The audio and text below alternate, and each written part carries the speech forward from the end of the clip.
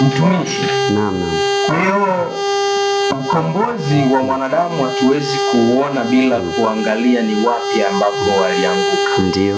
Na kwenye part 1 ambayo tulikuwa tunaendelea nayo na sasa tuko part 2, tuangalie sasa mwanadamu pale ambapo ameanguka ili tuje tuone huyu mwanadamu ambaye Yesu Kristo alikuja kumkomboa ilikuwaje. Karibu.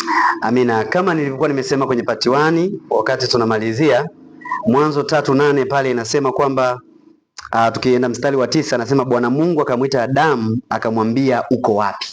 Maana tayari uko wapi si kwamba Mungu alikuwa hamuoni Adamu.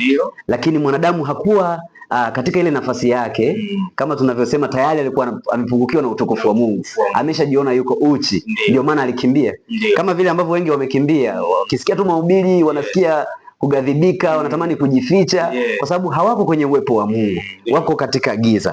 Kwa Mungu hapa anakuwa kama mtume wa kwanza au mwinjilisti wa kwanza. Yeye mwenyewe ndo anaanza kumtafuta mwanadamu. Okay, na sasa hapo tunaona kitu kingine kwamba tabia mojawapo ya dhambi inakufanya umkimbie Mungu. Kabisa.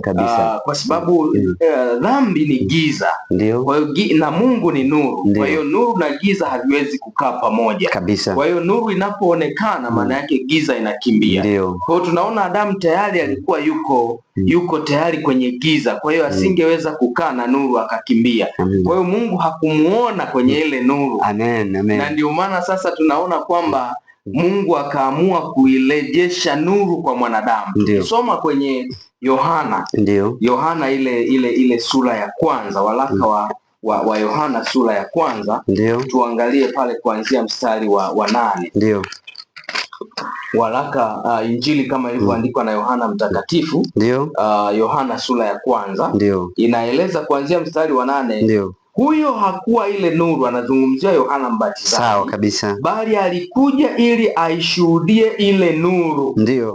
Kulikuwako nuru halisi amtiae nuru kila mtu akija katika ulimwengu.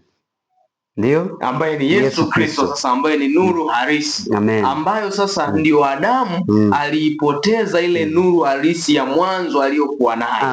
Unaweza kuendelea. Amina. Sasa tumeona Mungu anamtafuta Adamu. Ukishuka chini kidogo, Mungu alitoa adhabu.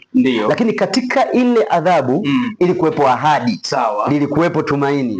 Ukisoma ule mstari anasema baada ya Adamu kusema akasema ni huyu mwanamke uliyenipa ambaye amenishawishi, lakini hakuna aliyetubu hata mmoja. Bwana Mungu alitoa adhabu, akamwambia mwanamke, ni nini hili ulilofanya? Akasema nyoka alinidanganya nikala.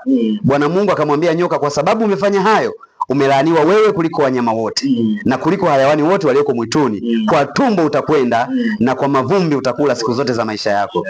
Nami nitaweka uadui kati yako na huyo mwanamke na kati ya uzao wako na uzao wake, huo utakuponda kichwa nawe utamponda kisigino. Huu ni unabii wa kwanza kabisa wa kuzaliwa kwa Yesu Kristo. Ukombozi. Ndio. Kwamba nyoka uzao wake maana yake ni mapepo, majini, wachawi, waganga na watu wote wa giza.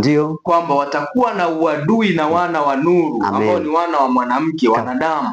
Lakini tunaona adhabu hizi ni kama inaanza kutengenezwa ukombozi. Kwamba wewe hakuna kitu ambacho utakiponda kichwa kitakuwa hai kabisa. Chochote. Hata mwanadamu akipigwa kichwani lazima atakufa.